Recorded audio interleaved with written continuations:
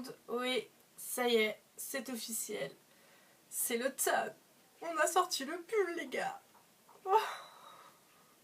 Oui, je sais ce que vous vous dites. Est-ce qu'on se cherche pas un peu capillairement parlant en ce moment? Si, complètement, hein, complètement. Est-ce qu'on s'est pas un peu raté? Si, complètement. Complètement. Mais on l'assume. On n'a pas le choix. Et vous avez vu? Investissement dans le décor. C'est pour moi, c'est cadeau. Bon, alors on va peut-être redevenir sérieux 2 secondes et commencer cette vidéo. Aujourd'hui, je vais vous proposer une vidéo pour débuter en maquillage, les petits trucs qu'il faut savoir et un make-up simple. Donc le maquillage que je vous propose est vraiment très simple, c'est rien de compliqué, c'est vraiment pour les novices. Si vous débutez en maquillage, c'est que vous êtes souvent très jeune, alors je pense que la base des bases, c'est déjà de demander l'autorisation aux parents.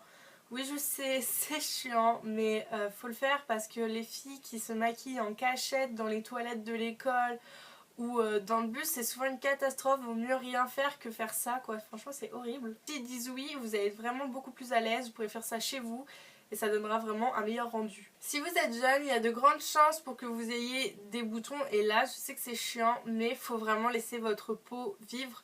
Sinon vous allez ressembler à une cracotte si vous mettez du fond de teint et c'est pas possible. Enfin les grumeaux là, non, no way. En plus c'est vraiment pas du tout hygiénique, c'est-à-dire qu'en mettant votre fond de teint vous allez déplacer toutes les bactéries, le pus qu'il y a dans vos boutons et vous allez en avoir de plus en plus.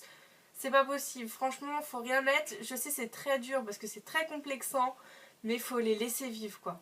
Maintenant on passe aux choses sérieuses, donc il faut savoir que le maquillage abîme beaucoup la peau de votre visage parce que ça la sèche, enfin ça l'abîme, ça va ouvrir les pores et donc pour ça ce qui est important c'est une crème hydratante. Voilà, maintenant il en existe tellement plein, vous n'avez pas d'excuses. Tous les matins une crème hydratante avant de se maquiller, vous la laissez poser le temps de prendre votre petit déjeuner et après vous allez vous maquiller tranquille. Après votre crème hydratante, ce que je vous conseille, c'est non pas d'appliquer un fond de teint, mais vraiment une bébé crème ou une CC crème. Un fond de teint va vraiment abîmer votre peau, alors qu'une bébé crème ou une CC crème vont prendre soin de votre peau tout en l'unifiant. Je sais que certaines commencent très tôt à avoir des cernes, donc on peut mettre de l'anti-cerne, il n'y a pas de souci.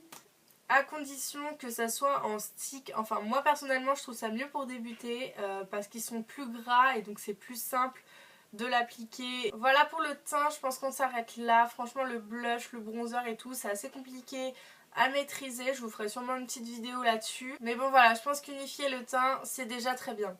Ensuite pour les yeux, n'essayez pas tout de suite les dégradés de couleurs, les trucs très travaillés, ça sert à rien. Moi je vous propose vraiment une teinte irisée et pas foncée parce que c'est beaucoup plus simple à appliquer. Donc même s'il n'est pas très droit, très maîtrisé, les paillettes vont faire que ça va pas trop se voir parce que ça va vraiment diffuser la lumière. Après pour le mascara, ça dépend de vos cils. Mais s'ils sont longs, s'ils sont courts, s'ils sont épais ou fins, ça va pas être pareil. Mais il y a une très grande gamme de mascaras, vous en faites pas, enfin même en supermarché, vous trouverez forcément votre bonheur. Ce que je vous conseille juste avec le mascara, c'est de vraiment pas en mettre trop, sinon ça fait patte d'araignée, pas passer 100 000 fois votre mascara. Et surtout pas en mettre trop sur les cils du bas, sinon ça va vraiment renfermer votre regard. Pour finir, je vous conseille un petit gloss parce que votre maquillage est super léger, donc vous pouvez vraiment vous faire plaisir avec la teinte. Un gloss ça va pas abîmer vos lèvres parce que c'est liquide et super simple à mettre. Et pour toutes celles qui pensent déjà à mettre de l'eyeliner, moi je vous conseille de ne pas en mettre direct dehors. De déjà vous entraîner chez vous avec ce type d'eyeliner. Des feutres en fait tout simplement parce que ça va pas bouger et c'est beaucoup plus simple. Mais vraiment entraînez-vous chez vous parce que l'eyeliner c'est pas simple à maîtriser. Voilà, cette vidéo est maintenant terminée. N'hésitez pas à vous abonner, c'est là, juste en dessous là. Je ne sais plus, regardez et cliquez. Je vous fais plein de gros bisous et je vous dis à bientôt dans une nouvelle vidéo.